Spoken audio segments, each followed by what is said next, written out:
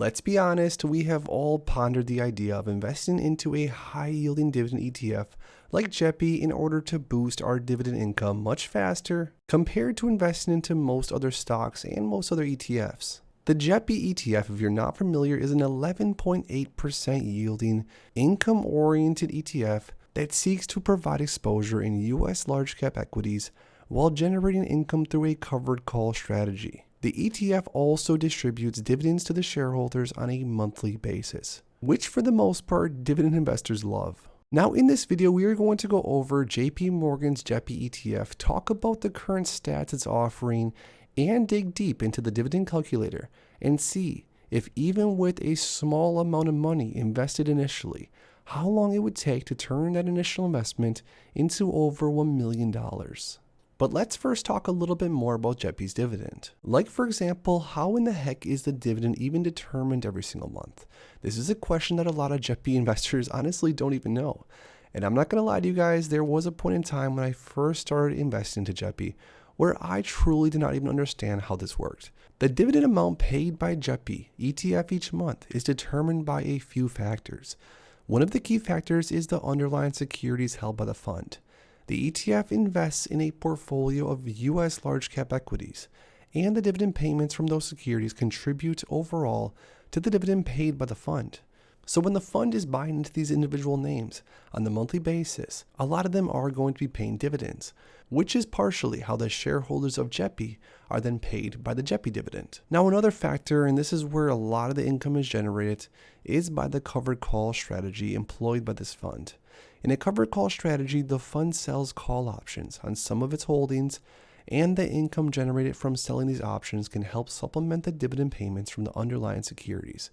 So even if the dividends that are being paid out on a monthly basis are not that high because maybe it's not the time where a dividend is paid, because of course some dividends are paid quarterly, the covered call strategy is likely going to make up a lot of income and is going to supplement a small month, let's say, of dividend income. Now, most importantly, the amount of income generated by the covered call strategy can vary based on market conditions and the strike price and expiration date of the options sold. If the options are exercised, the fund may need to sell some of the holdings to fulfill the obligation. So if the fund did sell covered calls on the majority of a position, let's say, and the covered call strike price is now above, the fund is going to be forced to sell off that position.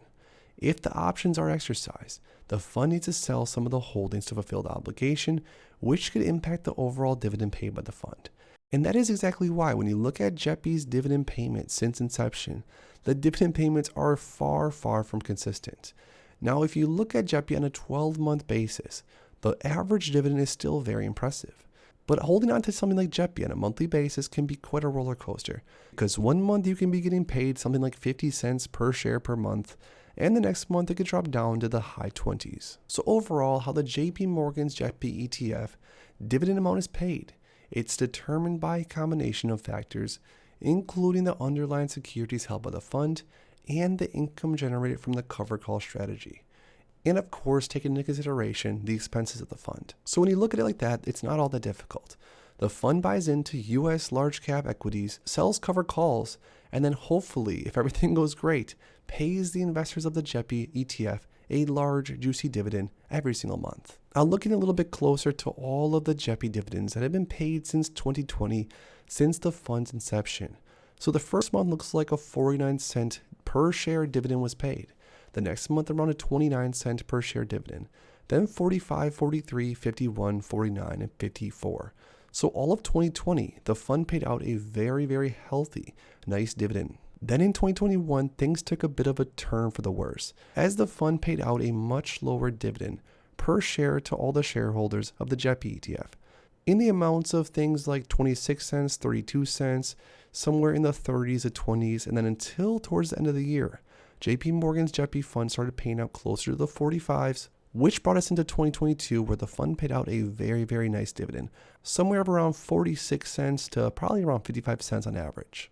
Now, maybe the biggest question of all is, what would it look like if an investor was to invest just $5,000 into an ETF like JEPI and only invest $250 more a week. Now keep in mind, this investor in theory is also reinvesting all the dividends that are paid out, which a lot of young investors tend to do anyways. If you input that all into the compounding calculator, this is how it's going to look. The first year, with just a $5,000 investment into JEPI, this investor would be receiving $622 or so per year in dividends. Now that's not bad at all, considering there's not many other stocks or ETFs out there that would offer that kind of cash flow. What's even crazier is by year number 2, in theory, this investor would be receiving $2,200 in annual dividends, making this investor almost to be earning around $200 every month. Now, I don't know about you, but $200 a month can definitely cover at least a few small bills. And at that point, year number 2, this investor is already on their way. By year number 3, again, by reinvesting all the dividends and adding in $250 per week into JEPI, this investor will be receiving almost $4,000 per year in dividend income. By year number 4, the investor will be receiving almost $6,000 a year in annual dividend income. Now, as you see here on the chart, compounding works in a very, very mysterious way, where at first it seems very small, but once you hit a certain point, the compounding machine really takes forth, and you are going to see the numbers get larger and larger, and they're going to get larger faster and faster. By year number 5, we're at $8,200 of annual dividend income. Year number 6, $10,000 of annual dividend income. Now the principal on this is almost to $100K at $86,000. By year number 7, in theory, the investor would surpass $100,000 in principal, with over $1,000 a month now of annual dividends just from JEPI. If we skip a few more and go to year number 10, $24,000 of annual dividend income, and this investor's principal investment is now over $195,000.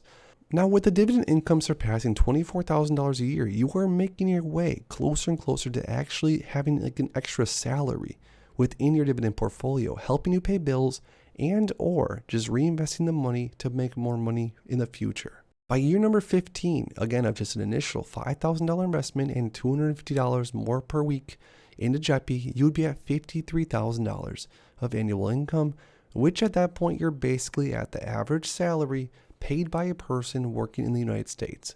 The average salary of someone in the US is around $55,000.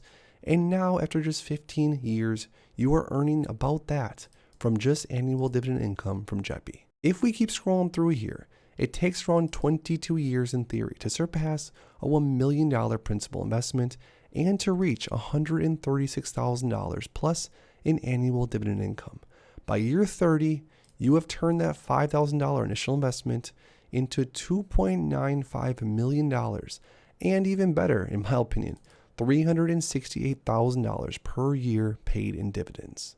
Now, of course, all these numbers on the dividend calculator are just in theory, and again, with investing, there's always risk and things can happen. JEPI could change their dividends significantly in the future, or different market downturns can happen. But in theory, if you just go off the last few years of what JEPI has done so far, this premium income ETF is definitely a compounding machine if the investor was willing to reinvest all their dividends over the next several years, and of course, if JEPI's dividend was to remain somewhat stable over the next 10, 20, 30 years. But I want to know what you guys think. What are your true thoughts on JEPI? Is it something that you would add in your portfolio? Is it something that you would actually go all in on? JEPI for me is something that I like to have a portion of my portfolio. I think it's somewhere around maybe 7 to 10% of my overall holdings, and I think I'm pretty comfortable with it being right around there. It's not something that I necessarily want to make up in my entire portfolio, but man, is it fun to look at the compounding calculator and see what the numbers could turn into in theory. If you enjoyed this video, make sure to please drop a like in the video and subscribe for more. Thanks as always, guys, and I'll see you in the next one.